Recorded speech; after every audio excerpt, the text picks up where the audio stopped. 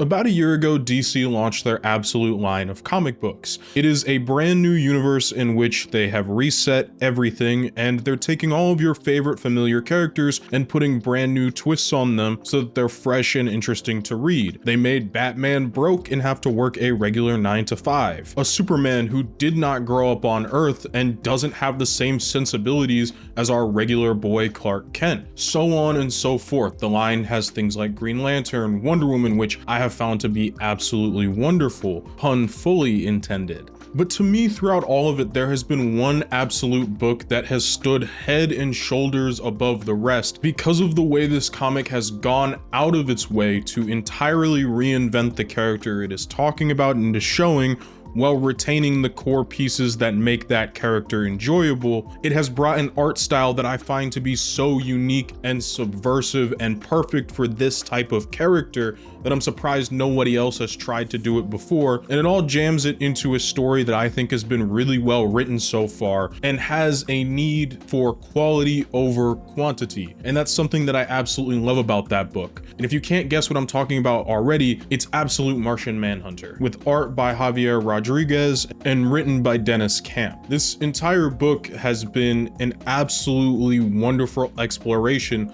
into what the character of Martian Manhunter could be and what he could look like on the panel. Something you gotta understand about Martian Manhunter, especially coming from the early comic books, is he was essentially made to be a stand-in for Superman, and that's kind of it. Yes, he did have a completely different look, but he served that very same role as alien dude from space who came to Earth and is looking to protect the planet. As a matter of fact, for a majority of his appearances in the 1950s during the Detective Comics, he just shows up as being John Jones, the regular dude. And it's throughout those issues that we get to see him expand his powers, but for the most part, he stays in his human form and we only get this vague outline of the Martian. We see his green form in Detective Comics 225, and we see this more green Martian form predominantly through Detective Comics 26, which is ironically also the issue where Batman was revealed to have been a Robin previously. Silver Age continuity was funny, and I just love bringing it up. So DC at the time was afraid that if they used Superman too often, if they used Batman too often, they would oversaturate their best-selling and favorite characters. So when it came to stories for Justice League, which wasn't as popular at the time, they used a lot of stand-ins. So Green Arrow would stand in for Batman, and Martian Manhunter would stand in for Superman. And then eventually we got to having his more traditional look, which is just kind of this generic green humanoid looking alien. And that's kind of been it. Now, when it comes to Absolute Martian Manhunter, one of the things that I have adored as I've read the book is that John Jones doesn't look like that. Now, John Jones the detective looks like that, but Martian Manhunter himself does not look like a regular old humanoid alien. As a matter of fact, Martian Manhunter looks like a genuine alien, like something that we could not conceptualize properly. And it's the art style in this book that actually goes a long way to helping us conceptualize the idea of what kind of Martian Manhunter Dennis Camp is actively trying to build in his book. When we first meet with John Jones, he is this FBI agent that has recently moved out to the middle of nowhere and has dragged his family along with him and has recently survived a terror attack. A man has blown himself up and he was the only survivor. But things have been completely different since he survived this accident. He has started to be able to see the thoughts of other people, although he perceives those thoughts in smoke. And that's when we get to see a lot of the cool visuals throughout this comic book, is that every single time that John Jones, the detective, is starting to read people's minds and see their thoughts and emotions and their feelings, he sees them in smoke or almost in colors. And it's overwhelming to him as he has to breathe them in. It's almost harmful. If you could imagine all of a sudden one day you wake up and your mind is filled with everybody's thoughts around you. And these things are causing him to become more and more distant from his family. We see that throughout this entire first issue as his son and some of his co-workers would go on to describe him as a Martian, almost like an alien, as though he is no longer a person in their lives, but rather somebody that they cannot conceptualize. And part of that is because he is starting to quite literally blur the lines between what is real and what is not. And the visuals in this book do such a wonderful job throughout the first issue, illustrating how insane this is making him feel throughout the book. It quite literally looks like you took some acid and started reading a comic book. It is also throughout this first issue that we come to realize that unlike previous iterations of this character, John Jones is not the Martian Manhunter, but rather John Jones and what he calls the Martian inhabit they inhabit one body, essentially. The Martian has chosen John as his vessel for communicating with the world and for being on Earth, and his job is to help John and to protect him. He's not even actually a Martian, rather he is just an embodiment of an alien. And the reason that John links on to the idea of Martian is because that's what other people have called him in his life. So that is what he has taken to calling the entity that he shares his body with. Not that that is an actual Martian. I thought that was a really cool way of looking at it. To me, it's this really cool concept of two beings sharing one body. And it's almost like this buddy cop adventure, except on acid the entire time. And John Jones feels as though he's going crazy for a majority of the first and second issue, as he has to share headspace with what he calls a Martian, who is inhabiting the idea of different objects and is also helping him to read the minds of other people.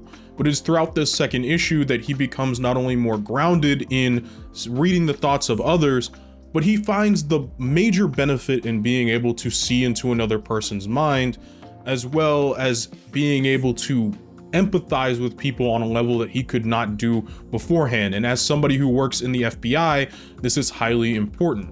You see, the green Martians aren't the only ones on the planet. The white Martians also exist too. And where the green Martian exists to sow seeds of like care and calmness and kindness and relaxation as he has for John, the white Martians are out to destabilize, to cause havoc, and to cause as much chaos as possible.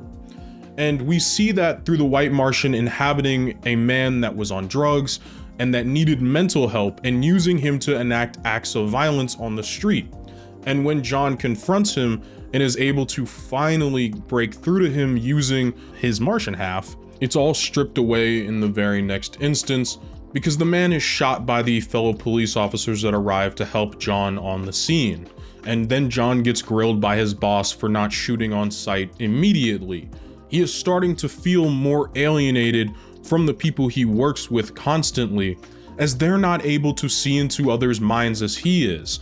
And one of the things I loved about these two panels was the white Martian's mind, the way it takes over the person's mind. It is this swirl of white, decrepit, almost blank and empty emotion. There's nothing in the mind left. It's just white and empty. Whereas when John enters somebody's mind, by John I mean Martian Manhunter, it is this colorful kaleidoscope of events and past happiness and emotions and these grand events in their lives. And when the man gets shot in the back of his head, that's what we see spill out. Is instead of blood, we see his memories and his happiness and his thoughts, as though his life has been extinguished. It's a very beautiful panel that helps to illustrate the utter disconnect that John is starting to feel from his fellow people, as they can't see into these people's minds and they can't understand why somebody is doing something and why he might want to talk to them rather than just shoot them immediately. Whereas that would be the first response to an active and armed shooter. The third issue is all about how the white Martians are setting fire to the things that people hold dear, the things people hold as safe spaces, whether that is homes, parks, apartments, all of these different areas that people would deem as being safe, their safety net. And throughout the beginning of this issue, we're dealing with having to interview a lot of victims, and we're getting to see how Martian Manhunter the character thinks independently of John himself, and how he seeks to help these people by alleviating their stress mentally and alleviating their victimhood. We also get to see how Martian Manhunter is sort of creating this rift, even larger rift, between John and his family. Because he is uniquely equipped to handle all of these issues, he is pulling himself and withdrawing himself further and further away from his family, and we can see the physical distance that it puts between him and his wife, an entity that you think would, quite honestly, bring the two characters closer, as this would allow John to be in the mind of his wife and to see how she is thinking and to understand how she's feeling more, has actually created a greater separation because he is afraid to see how she is thinking. He is afraid of being a bad partner. And so it's easier for him to run off and go be the superhero in this case, and superhero in quotations, because, you know, him and having powers, it's a little weird in this comic book run. But either way, the entire end of the issue is the White Martians proclaiming that they are coming, and we get this really trippy visual that I thought was both horrific and absolutely beautiful.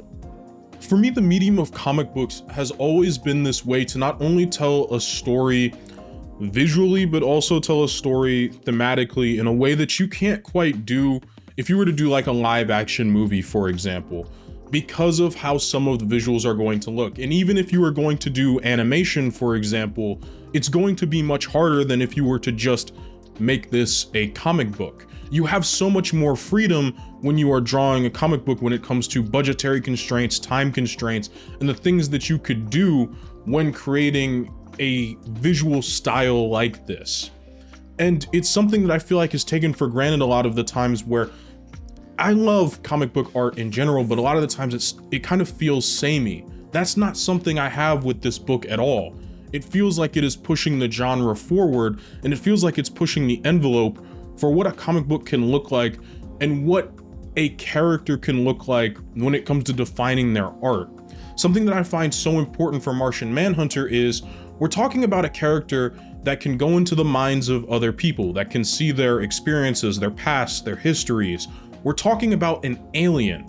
Something that I've always kind of bugged me when it comes to science fiction, movies and TV shows, and video games even, is that the aliens oftentimes look too human. They look too much like us. We center ourselves so much in the idea of how aliens would look that they start to look like us. That's what I love so much about this depiction of Martian Manhunter, is he looks so foreign. He doesn't look human at all. He looks like something we can't quite conceptualize, and he's always changing shape and form, and he's never quite defined and into one look throughout his appearances in the book. It's always something new and different, and I feel like it's pushing the envelope for what it means to craft a story not only thematically, but through the art of a comic book for a character. And I think that's so important when we're talking about the medium of comic books, because I believe the medium of graphic novels in general is this unique way of adapting a story, both visually and in the sense of writing. It is as much looking at the images as it is reading the stories on them with comic books. Issue 4 is all about the sun and the heat, and how it being extremely hot outside has led to a lot of different violent brawls. The White Martians are picking on the fact that it has been extremely hot outside, and that makes us as humans more irritable, more angry, and more upset. We also see that throughout this issue, one of the key characters we've seen working in the FBI, being the partner of John Jones, doesn't work there anymore. He could not keep up with the madness that is this job, and so he quit, which is again another way that we see John stepping away from his humanity. Is he's able to maintain and continue to work this job perfectly fine, but we're also seeing how much strife that's causing him at home, how alienated he is keeping himself from his family by being this Martian, this otherworldly being. He's going around solving everybody else's problems, but he can't solve the biggest problem that he has at home, despite having the powers to do so. And it's in this issue that he finally confronts the fact that his wife is scared that he's not a loving father, that he is abandoning them, that they don't matter to him anymore. And that's something that he is trying desperately to dispel. To me, this screams this provider role that men seemingly always put themselves in when it comes to relationships. It is always go to work, get the money, do whatever it needs to do to financially take care of my family, but ignore their emotional needs. Because it's almost as a society, we don't value the presence of the male parent in the household as necessarily as we value them making money monetarily. And I think that's something that this comic book is making a direct critique of, because while John is going out there and giving his all to the world and giving his all to continuing to do his job properly, his home life is suffering. I also want to make note that their kid hasn't spoken once throughout this entire comic book, and that was intentional. It is mentioned early on that he is in speech therapy, but since he doesn't speak, he often makes these clay models. And one thing that I always come back to is the clay model of his father in the first issue is of the Martian. It is of this character that is so alien and so foreign. It's almost as though to him his father is foreign and alien because he doesn't spend a whole lot of time with his dad. And that's something I can relate to with my dad being in the military and being deployed a lot when I was a child, is I didn't have a real concept or understanding of my father. I'd see him a few months out of the year and then he would be gone again. It took me until I got far older to finally understand him better. With issue 4 being all about the light and the heat and the overexposure and the sun, issue 5 is all about the darkness and the shadows that hide inside said darkness. The issue opens up with a dog having been killed, and we get to see that throughout the city, people and their shadows, a representation of perhaps their darker halves, are committing crimes all over the city. We see that their shadows are treated as separate entities to themselves, much as though the Martian is treated as a separate entity to John. Through this entire episode, we see that John is struggling not only to connect with his family furthermore, but he's also struggling to keep in check with all of these shadows. One of the things that I found particularly enjoyable, though, was that it's presented to us that not all of the shadows are bad, and as a matter of fact, children seem to be really in touch with their shadows, their other half, and that it doesn't seem to be much of an issue for them in order to exist within their shadow and to not have that consume them. I found that to be pretty interesting. And later throughout the issue, John ends up absolutely getting hammered by a car. And this is where we also come to see what I believe was our very first look at Darkseid in this Absolute universe. If you didn't know, Darkseid is the architect of the Absolute universe. He's basically writing fan fiction about the Justice League and making them as miserable as possible. One of the things I want you to note is the whiteness of his hand, and the way the Martian Manhunter talks about him as Entity Zero. I firmly believe that the white Martians, while not coming from Darkseid, are a product of him. Essentially, the idea of anything and everything bad happening originates from Darkseid, and that's one of the huge reveals in this comic book, or at least this issue. Another thing that I found extremely interesting throughout this issue is the idea that John's friends have not contacted his family at all since they moved out to the desert. Not a single contact whatsoever, and as a matter of fact, John's son, at the same time he is craving those wonderful little chocos, those, cookies that Martian Manhunter loves oh so much, John himself is also craving them. The two of them want the chocolate cookies at the same time. And we see this culminate in issue 6, when John is on the street absolutely about to get torn into and his wife is having to defend herself at her own home. John finally taps into letting the Martian Manhunter use his abilities. I'm still not 100% sure on how the whole abilities thing works, It very much reminds me of how his abilities looked back in the 50s when he would retain his human shape and use his Martian abilities. But rather, this issue takes place, a lot of its actions takes place twofold, specifically between Martian Manhunter in the mind space and John in the physical space. And one of the things I really liked about this issue was that Martian Manhunter was fighting a battle of ideologies with the White Martian. It was life and prosperity and happiness and joy and excitement versus despair, depression, sadness, anger, fear, all of the horrible things that have to do with living.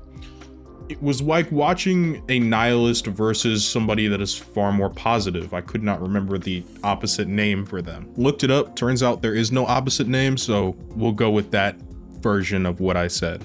The artistry in this specific issue to me is taken all the way over the top. The fight scenes are insane. The panel by panel art is beautiful. And the thing that struck me the most is at the end of this issue, John's son had taken some chocos that were laced with poison earlier in issue 5. I'm used to covering episodes, guys. And so here in issue 6, the payoff is that he eats them. The way I interpreted it the most at the end of this issue, we see that much like how John at the end of issue 1 was shown to be possessed by the Martian Manhunter himself, we see that his son sort of has that same facial reconstruction, but with the White Martian. I firmly believe that the White Martian just swapped bodies from the crazy dude that broke into John's house into his son. At least that's the way I'm interpreting it. And why do I say that? Because this is it for now. That's it. 6 issues so far. As of when I'm recording this, which I think it's finally December 1st, now it's late at night, Absolute Martian Manhunter only has 6 issues out, and we're going to see the 7th issue here around the end of December-ish. And I'm extremely excited to read that 7th issue. Absolute Martian Manhunter has been a genuine pleasure to read from start to finish. It's one of these comic books where I fully have to give it my attention in order to understand what I'm reading. There are some times when I can read comic books and I'll be honest, I can just coast through them and it's kind of boring. But this book not only demands my attention, but it grabs it with the visuals, the unique way of telling the story, and the unique way that it reinvents Martian Manhunter as a character. I have always loved John Jones. He has always been a fan favorite for me since I saw him in Justice League Unlimited all the way back when I was a child in like 2007, so I would have been like 3 or 4 years old. John Jones to me has always been this special character. He is an outsider among outsiders, even in the superhero sphere. I always felt like an outsider growing up as a kid, so I always uniquely related to him as a character. It's also why I loved the X-Men so very much growing up. John as a character always spoke to me. He is this dude that, unlike Superman, who came from space and he grew up with human parents and was taught the virtues and values that we give to our human children as parents, he comes from space, and specifically more aptly Mars most of the time, and he doesn't have these same values. As a matter of fact, he comes from Mars and he has to learn how to be human. He has to understand what it means to be human, and because he's trying to learn this, he's always going to be from the outside looking in. Even though he can read your thoughts and he can read your emotions and he can feel your feelings, he still can't fully understand them because he didn't grow up with the same customs that you grew up with. He didn't grow up with the same sort of societal pressures that we have here relative to what it was like for him on Mars. And yet, despite all of this, he goes out of his way to be a hero. He goes out of his way to help people. He goes out of his way to try and understand people. Instead of being like the White Martians of his planet that see this as a way for them to easily conquer the planet because they are stronger and they are more powerful and they have no care for the customs, John sees this as a way to connect with people, as a way to connect with what could potentially be his new people for some of his origins, and in others, what can be a way for him to just help others because that's what he used to do on his home planet, because that's just ingrained to who he is. And I see a lot of that in this version of Martian Manhunter. He spends a lot of his time as an outsider looking in on John's thoughts, on the people that John talks to and engages with throughout this Absolute Martian Manhunter run. And in doing so, he is slowly piecing together what it means to connect with a human side. And while John was initially straying away and what it felt like becoming more alien and becoming more Martian, even though this version of the character isn't from Mars, in effect, Martian Manhunter himself was actually moving towards being more human and understanding more of what it means to be a human. And it is through their combined partnership that they're able to stave off the white Martians that have come to essentially destroy this desert city they live in. Look, the point I'm trying to get at here is Absolute Martian Manhunter is visually stunning. The writing is phenomenal. It deserves to win all the freaking awards, dude. It is one of the most inventive and just entertaining comic books I have read in a very long time that feels fresh and new and not like I'm reading something that I've read before or something that bores me to tears. This reminds me of what it felt like to open up a comic book for the very first time when I was a kid and to not have any expectations for what this character is going to be, because the first issue wiped my expectations clean for what this book was going to be. I had no idea what was going to happen going forward, and I absolutely loved it because I could see the vision even if I couldn't fully understand it. Call that Martian vision. I love this book. I hope I did it justice in this video. I also left some bits out, so hopefully you can go and read it on your own time, because I definitely think it's worth a read. And if you've made it this far in the video, please consider, leaving a like, leaving a sub. Comments also help out the channel a lot. Even a dislike with some constructive feedback in the comments below would help me out a ton. If you want to support me even further, I have a Patreon down below in the description. And for $1 a month, you can just support me as a creator.